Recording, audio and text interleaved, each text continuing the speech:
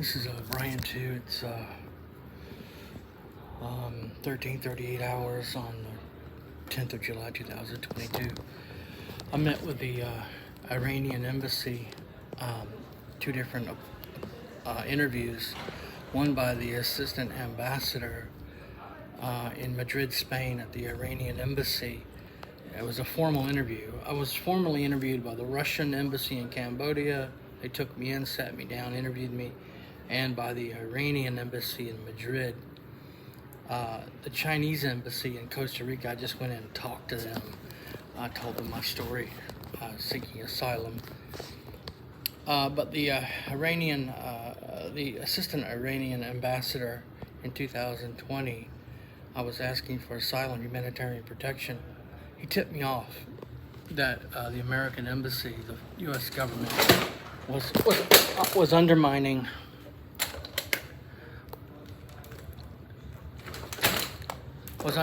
my. I'm in a lot of pain. I'm injured. Asylum claims, including with the Iranian government, and the way he did, and because it's all recorded, I'm sure that there won't be any denial of the fact that it happened. But I met with the Iranian embassy on two different occasions. They never did accept my asylum claim. I guess I never did get an answer back from them. I just got a phone hung up in my face, but which didn't make a lot of sense. But in any event, I interviewed with the assistant ambassador to Iran in Madrid, Spain in 2020, and his embassy staff. And then the second interview I had with just his embassy staff inside the Iranian embassy, not in the waiting area, but in the embassy, back behind the gate, the second gate, where there's actual embassy. Same with the Russian embassy in Cambodia. And the Iranian assistant ambassador and his staff member pointed at me like this, and he tipped me off. He said, does the American embassy know that you're here at the Iranian embassy applying for asylum? He was letting me know that the American embassy was involved. Of course, I knew this already because I'd already been tipped off in 2010 that it was the FBI by a girl working in a hotel. Now, I don't think the girl and the Iranian ambassador, assistant ambassador, are lying to me. In fact, I'm pretty sure they're telling the truth. But you know, that's what happened. So this is the government, this is the U.S. government, and they've been actively undermining my asylum claims around the world. At the same time, they've been attacking me and orchestrating those attacks through foreign operatives, through a process called indirection, where it can't be easily traced back to them. I don't know how they get away with it. Honestly, I don't, because some of the countries that they did it in absolutely despise the American government. So how they get away with that, I don't know. I'm still trying to put that together. But it happened in many countries all throughout Europe, starting in Iceland, brutally attacked with directed energy.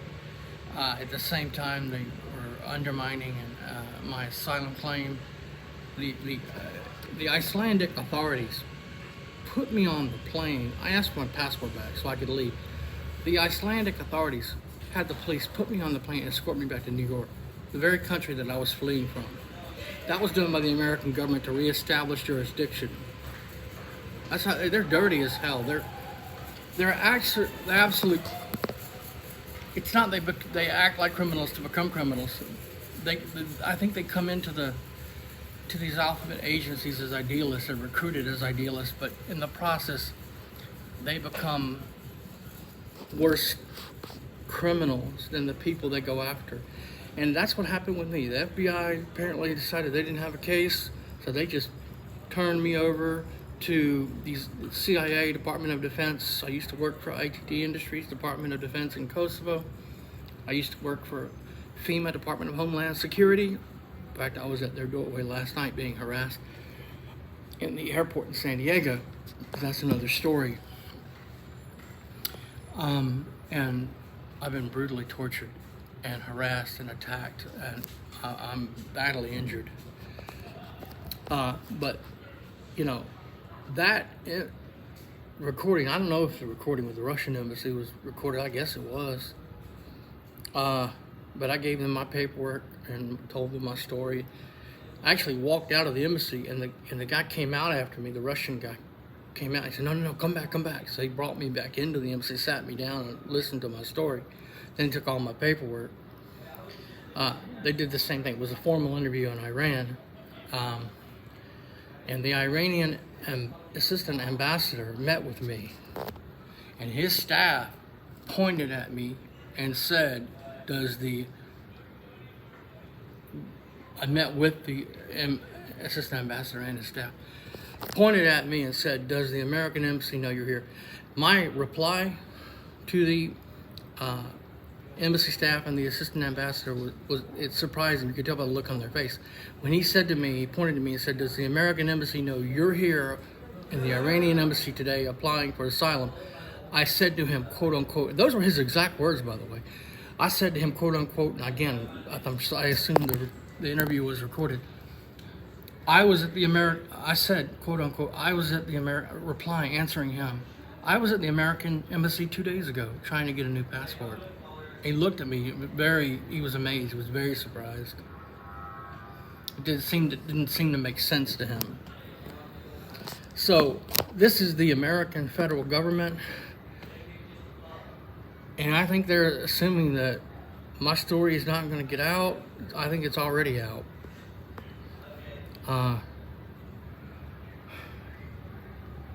But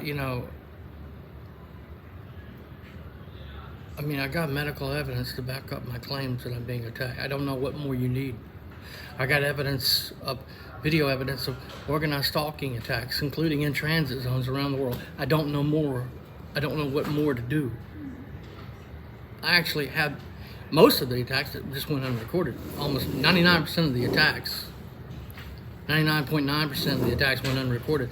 But I got some of them on video. They deleted many of those.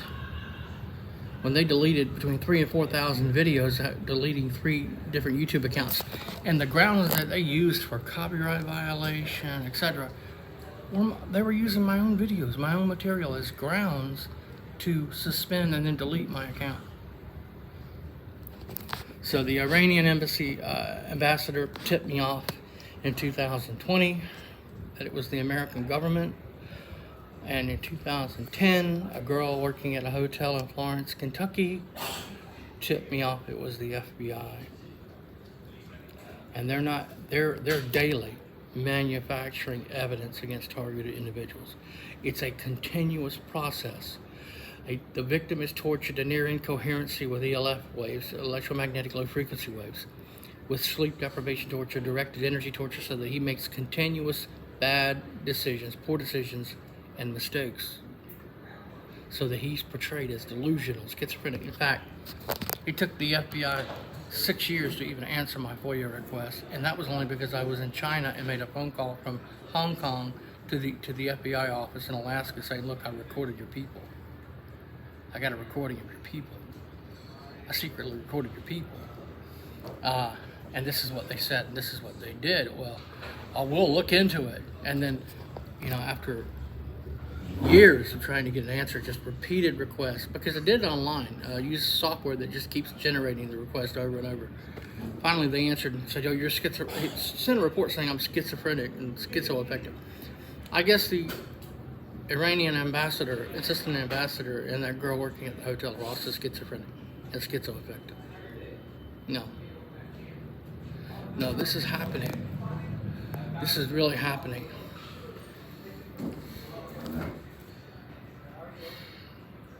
This is Brian 2, San Diego State University.